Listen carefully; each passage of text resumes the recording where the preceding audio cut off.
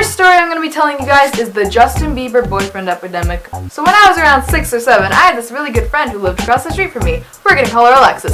So Alexis lived across the street from me, and she was around 3 years older than me, and she always tried to trick me and tease me, not in a mean way, but like, you know. Alexis thought it would be funny to make up this big joke that Justin Bieber was her boyfriend. Keep in mind, I was a very gullible child, so at the time I did believe her, and she would tell me stories like, oh yeah, last night me and Justin went on a date. It was so nice. And I would be like, really? And I was obsessed with Justin Bieber. This was like 2009 when One Time and Baby came out, so my room was plastered with his face. And I was a little suspicious about this because, come on, you're dating Justin Bieber, come on. But she fooled me. She fooled me for 3 years that she was dating Justin Bieber. I believed as a kid that this girl was dating Justin Bieber. And at one point she even got her friend to talk to me on the phone and pretend that he was Justin Bieber, which even made me more excited. She'd just have an excuse for everything that I asked her. If I asked her for pictures, she'd say, oh, he doesn't want to take pictures of us so his friends don't know. And then I'd ask her, how do you go on dates with him? Like, your mom gonna get mad at you, girl. Like, Make up excuses like, oh, I went over to my friend's house. And how she ended up telling me was, I saw her in a supermarket one day and I was with my little cousin. I'm like, oh my gosh, man, Justin Bieber's coming. Can you get us tickets? And she's like, I have something to tell you. And that's when all my dreams were crushed and I never wanted to believe anyone ever again. And it physically traumatized me as a child. And if you're watching this, friend, I hope you know that. The next story is possibly one of the cringiest, most disgusting stories that I have from my childhood. So, me and my mom were at the park, and for some reason, like a supervisor, like a lunch supervisor from my school was there. I don't know why. But anyways, I was like playing on the playground, and it was really windy that day. And then I got down, and I saw the supervisor, and I was like, oh, hey, like, how are you? Like, I'm 5, like, hi. And then she's like, oh, sweetie, your Band-Aid's coming off your neck. And I looked down and there's this Band-Aid on my neck.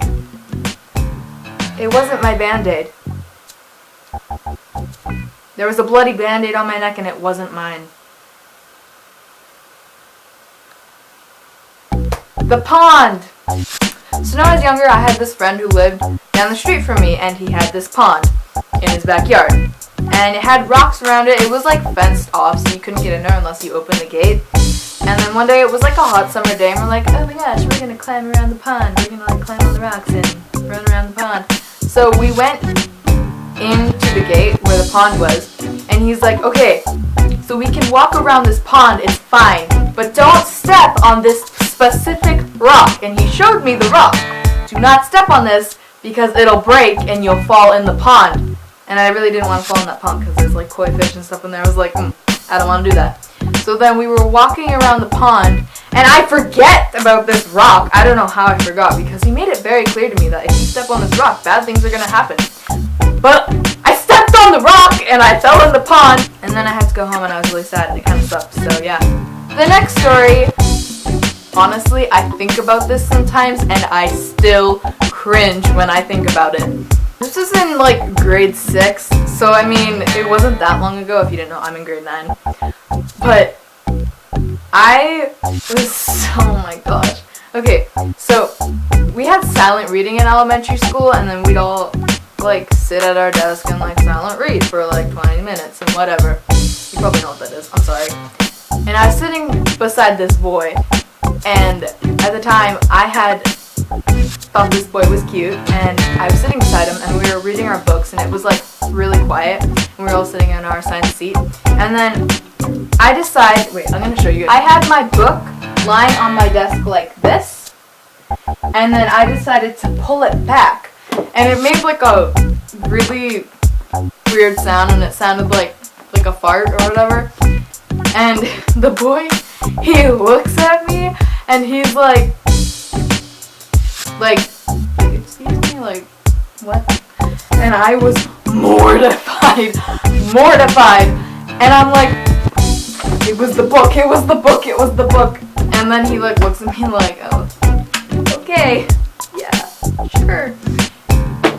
honestly, I still remember that and I cringed so hard because that was one of the most embarrassing things that's probably ever happened to me. Oh. So yeah, if you like that video, make sure to give it a big thumbs up, and if you're feeling fancy, make sure to hit that subscribe button down there. And yeah, that's pretty much it. Don't forget to follow me on Instagram @SippingBacus or Twitter @SipGirl1000. And yeah, I will see you guys next week. Thank you so much for watching. Bye!